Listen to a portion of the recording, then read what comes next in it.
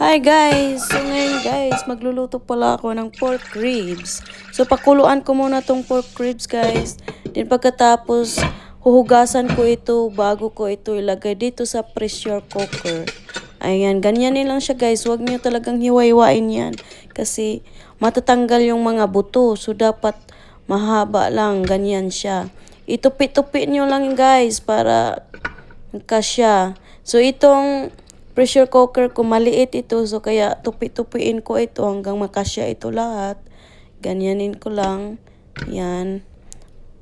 So, pinakuluan ko pala yung 30 minutes, guys. So, ngayon, guys, lagyan na natin ng 1 teaspoon na chili powder. Yan pala yung mga panglasa natin.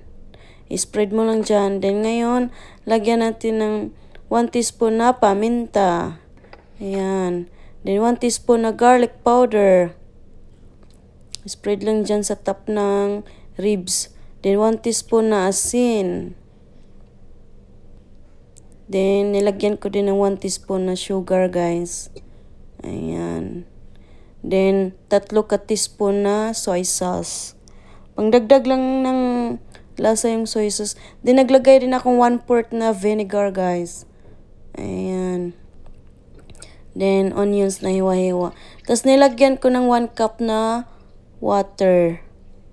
Ayan. Sa huli ko na nilagay. So, ilagay natin dito yung pressure cooker para i-on na natin to. Takpan mo na. Ayan. So, i-on na natin, guys. Ayan. So, i-cook ko pala ito ng 30 minutes. Ayan. Luto na ito, guys. Ang bango-bango na niya. Tanggalin na natin to ang takip. Yan. Yan na yung itsura, guys. Luto na siya, guys.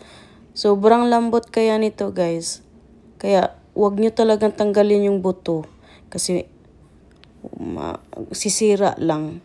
Ayan. Yan ang itsura, guys. Tikman na natin. Kainin din yung onions. Diyan. Ayan. Masarap siya, guys. At sobrang lambot niya, guys. O, diba? Ganituhin nyo pagluto, guys. Kung meron kayong pressure cooker, mabilis lang talaga.